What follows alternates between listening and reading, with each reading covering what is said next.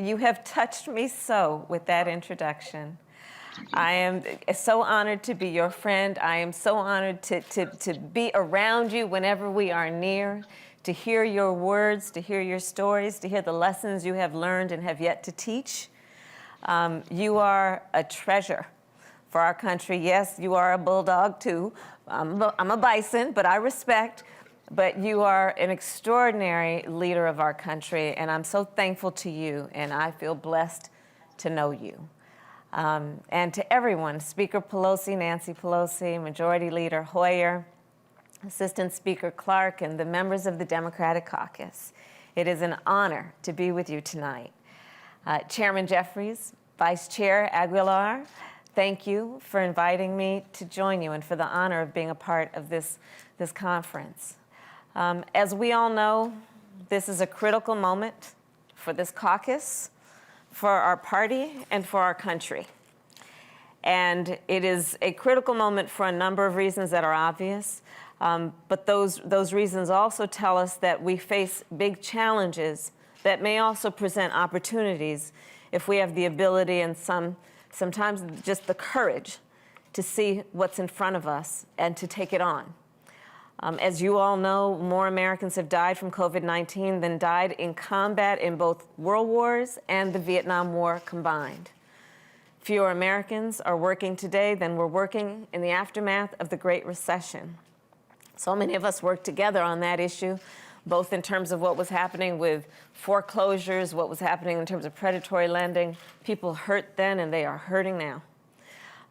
We've seen the tragedy of ice storms that have knocked out electricity from millions of families, where people froze to death, were without food or without drinkable water. In my home state and so many on the western part of our country, wildfires have burned up millions and millions of acres and caused people to become homeless. So I'm not telling you anything that you and your constituents don't know. Many of you and your staff members were here also when the riots took place. The rioters attacked the United States Capitol and our democracy at the same time. And you have shown such strength and compassion in the wake of January 6th. And on behalf of the President and myself, we thank you. When President Biden and I were getting ready to take office, we knew what the country was up against. We knew we needed to be ready to go on day one. And all of you stood with us, making sure that we would not stand alone to do what needed to get done. Together with you, we started to plan, not with abstract problems in mind, but with real people in mind. The people in each of your districts, the people that we all serve. The frontline workers who hold their breath from the time they leave home to the time they leave work, praying that their family stays healthy. The small business owners who keep changing their business model again and again, still feel like they may have to close their doors. They are innovative, they are trying, and still yet they don't know if they can remain open or open again. The women who are juggling so many responsibilities at work and at home, and women who wish they just had a job at all. The students in rural America who are attending school virtually without a decent interconnection, if they have one at all. And of course, our seniors who feel isolated, our young people who feel isolated. These days have been long for the American people. And in focusing on them, the path forward is nonetheless clear. First and foremost, the American people, as you all know, need immediate relief. We have now gotten more than 50 million shots in arms. The President was talking about it again today, and of course the new arrangement that we have that is going to make even more vaccines available faster than we even predicted. Weekly vaccine shipments are up to 15.2 million doses. New vaccination centers are opening around the country. In fact, I'm going to talk to some folks in Pennsylvania and Illinois tomorrow about the mass vaccination sites that are going to open there. And through it all, we continue to remind the American people of how important it is to mask up. Yes, real leaders agree people still need to mask up and stay distanced. And I guess the point that I'm making on that, given the news that we heard today, is the significance of you as national leaders. You represent your constituents in your district, but you also represent the country. And you've been extraordinary in that leadership. And so I want to thank you on behalf of the President for the most recent incredible work that you have done to meet the needs of the American people, to see their needs and to hear their voices when you, as members of the House Representative, passed, as Democratic members of the House Representative, passed the American Rescue Plan. With this plan, we have the opportunity to get millions more shots in arms, to send out millions of $1,400 checks to the people who need them, to save millions of jobs through small business relief, to safely reopen millions of schools. And again, today the President talked about the priority around vaccinations for teachers. We have an historic opportunity right now to lift up, and you did this by getting it through the House, and we need to see it through to the Senate, but we have a historic opportunity to lift up 1 in 3 Black Americans and Latino Americans, and to lift half of the children who live in poverty out of poverty. Think about that. Half of the children in America who are living in poverty won't be if we see this thing through. And I know there are tough days on the Hill. I know there are days when it feels like we have to do more, we could do more, we must do more. But I do want to say, last Saturday, y'all did a whole lot. You did a lot. And in coming together to pass the American Rescue Plan, you brought the country this much closer to defeating this pandemic, to restoring our economy, and to getting us back to some semblance of normal. Although I will say that I know when we are talking about normal, we're not talking about back to what wasn't working. We're talking about normal as it should be for everyone. So again, I want to say thank you. And, listen, we have to see it through, so let's keep telling the nation why this legislation is so important. And on the American Rescue Plan, we've been laser focused, and we need that same discipline and determination moving forward.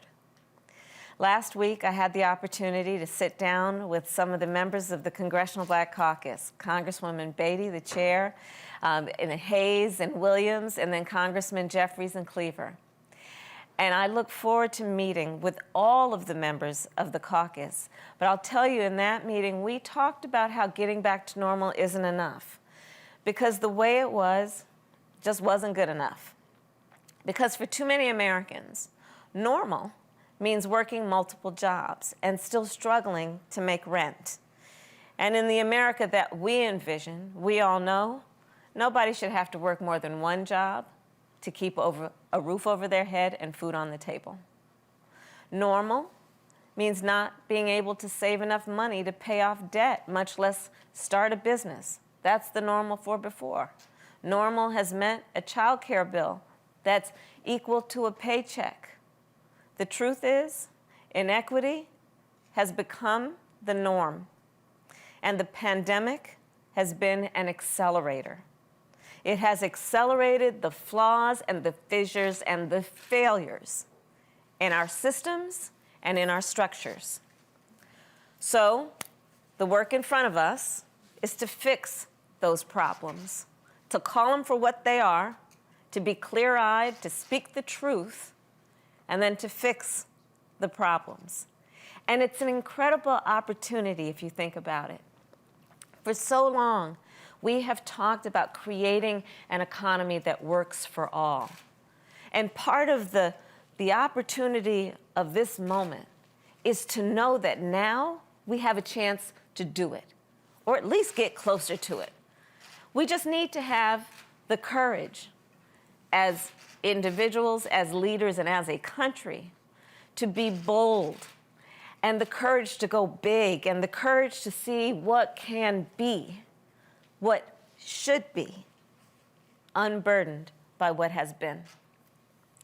So there is one area on this point that I'd like to focus on, among the many that deserve focus, but one area, we are in the month of March, that I'd like to focus on today. And that is the topic, the issue, the national emergency about women in the workforce.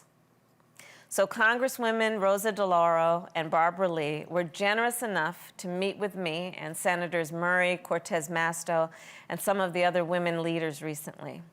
And in that meeting, we talked about the challenges that women face right now between mass job loss, small business closures, and a lack of childcare. We also talked about how these challenges, while acute in this moment, are not new. As many of you may know, my mother, God rest her soul, was a scientist. She was a breast cancer researcher. My mother had two goals in her life: to raise her two daughters and breast cancer. And every weekday, and on many weekends, if not most, she went to work in the lab. And when she did, my mother would go to work, and my sister Maya and I would walk 2 houses down to the home of Mrs. Regina Shelton from Louisiana, who became a second mother to us. Without the care Mrs. Shelton provided, my mother would not have been able to go to work. My mother thanked Miss Shelton every day.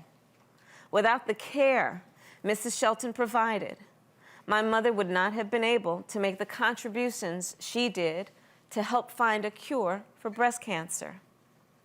And I'm sharing this with you all to make a point, which is a lived point for so many of us. For women, childcare has often been a prerequisite for work. And for many other women, childcare is their work. So we need to take a 360 view of women in the workforce.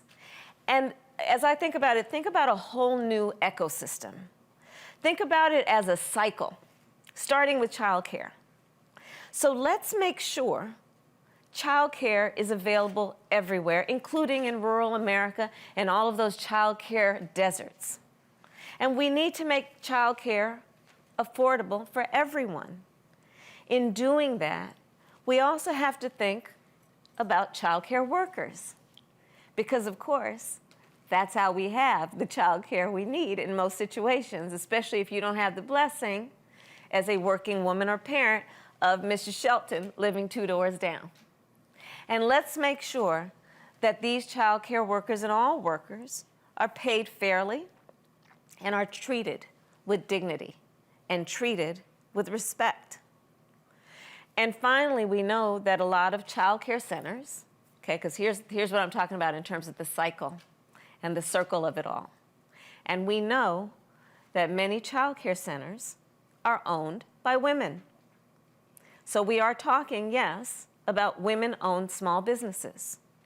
So let's think about how we are supporting women entrepreneurs and giving them the support they need so their business can survive and thrive. And in that way, let's make sure that as our public policy around women in the workforce grows, that we also pay attention to equal access to capital. So, to all the friends, I really do believe that now is a time when we can build an economy that works for all people, and that we must pay attention to all of the folks that we represent, including making sure that it works for women, knowing that among those who are now out of the workforce, and we'll talk about this a little later, 2.5 million women are now, the numbers I'm seeing may be permanently out of the workforce.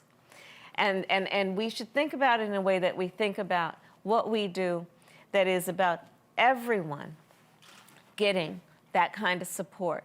And when we do that, we will create the kind of change that lasts for generations. And you know, I'll tell you, having been the first woman in most of my jobs, people have often asked me to talk about women's issues. You know, these reporters will come up to you. It's a, you know, I guess they think it's the original question. Tell us about women's issues, they'd say. And I always look at them and I say, you know what? I am so glad you want to talk about the economy. Because that's the truth, isn't it? When we recognize the inequities, when we lift up the economic status of women, let's realize when we lift up the economic status of women, we lift up the economic status of families and communities, and all of society benefits. So there are those who will continue to say that what we're doing now is too big and too bold. I would remind them that our nation is at its best when we do big things. Think about it. The New Deal, the Great Society. In America, when we shoot for the moon, we plant our flag on it. And for those of us here today, it is important to remember that for the first time in a decade, Democrats have a majority in the House, Democrats have a majority in the Senate, and Democrats are in the White House. And some of us have never experienced this before, but let's own it by working with Republicans when we can and by driving ahead when we must. We won't have complete agreement on everything. In a democracy, that's always the case. The Speaker and I agree that diversity is our strength and unity is our power. We've all heard her say that so many times, and it couldn't be more true. So let's not let this moment pass us by. We have the responsibility and the ability and the wherewithal and the commitment and the conviction to confront the crises that are before us now. And we have the opportunity to create lasting change for generations to come. Because again, we are talking about looking at the systems, looking at the inequities, and seeing this moment of crisis as a way to finally fix the flaws and the failures and the fissures. So let's seize this moment, knowing the people will feel it when we do. If we seize this moment, history is going to remember. And the last point I'll make is that the President and I look forward to partnering with you in the days ahead. We are so thankful for the work you tirelessly do every day. You have been holding it down, as Whip Clyburn said, these last 4 years being a voice of conscience, a voice of clarity, truth-telling, and we thank you so much. Let's do this together, and may God bless you, and may God bless the United States of America. Thank you all.